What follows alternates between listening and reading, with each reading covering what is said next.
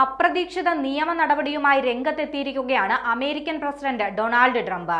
സ്പോൺസർഷിപ്പോടെ അമേരിക്കയിലേക്ക് കുടിയേറിയവരുടെ നിയമപരമായ സംരക്ഷണം അമേരിക്കൻ പ്രസിഡന്റ് ഡൊണാൾഡ് ട്രംപ് റദ്ദാക്കി.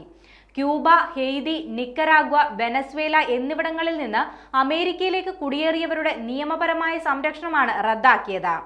മുൻ അമേരിക്കൻ പ്രസിഡന്റ് ജോ ബൈഡൻ പ്രത്യേക സ്പോൺസർഷിപ്പ് പരിപാടിയിലൂടെ രാജ്യത്തെത്തിച്ചവരെയാണ് ട്രംപ് തിരികെ അയക്കുന്നത്.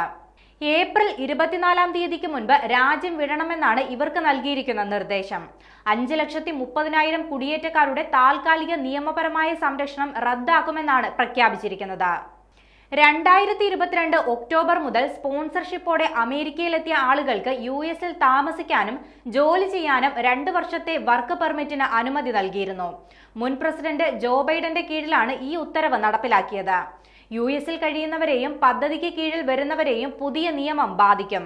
യുദ്ധമോ രാഷ്ട്രീയ അസ്ഥിരതയോ ഉള്ള രാജ്യങ്ങളിൽ നിന്നുള്ള ആളുകൾക്ക് US-ൽ പ്രവേശിക്കാനും താൽക്കാലികമായി താമസിക്കാനും പ്രസിഡന്റുമാർ അനുമതി നൽകിയിരുന്നു.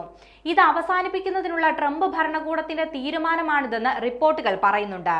റഷ്യയുമായുള്ള സംഘർഷത്തിനിടെ US-ലേക്ക് പലായനം ചെയ്ത ഏകദേശം 2,40,000 യുക്രൈനുകളെ പുതിയ നയപ്രകാരം തിരിച്ചയക്കണോ വേണ്ടയോ എന്ന് എത്രയും വേഗം തീരുമാനമെടുക്കുമെന്ന് ട്രംപ് പറഞ്ഞു. ക്യൂബ, ഹെയ്തി, നിക്കരാഗ്വ, വെനസ്വേല എന്നീ രാജ്യങ്ങളും അമേരിക്കയും തമ്മിലുള്ള നയതന്ത്ര രാഷ്ട്രീയ ബന്ധങ്ങൾ വഷളായതും തീരുമാനത്തിന് പിന്നിലുണ്ടെന്നാണ് റിപ്പോർട്ട്. പുതിയ നയം പ്രഖ്യാപിച്ചതിനു ശേഷവും US-ൽ തുടരാനാണ് കുടിയേറ്റക്കാരുടെ തീരുമാനമെങ്കിൽ പലരെയും നാടുകടത്തലിന് ഇരയാക്കുമെന്ന് അന്തർദേശീയ മാധ്യമങ്ങൾ റിപ്പോർട്ട് ചെയ്യുന്നുണ്ട്. ഉത്തരവ് ഇതിനോടകം തന്നെ ഫെഡറൽ കോടതികളിൽ ചോദ്യം ചെയ്യപ്പെടുകയും ചെയ്തിട്ടുണ്ട്. നിയമപരമായ സംരക്ഷണം റദ്ദാക്കിയതോടെ അമേരിക്കൻ പൗരന്മാരും കുടിയേറ്റക്കാരും കേസ് ഫയൽ ചെയ്തിട്ടുണ്ട്. സർക്കാരിന്റെ തീരുമാനത്തെ അപലപിക്കുന്നതായി അഭിഭാഷകരും ആക്ടിവിസ്റ്റുകളും അറിയിച്ചു.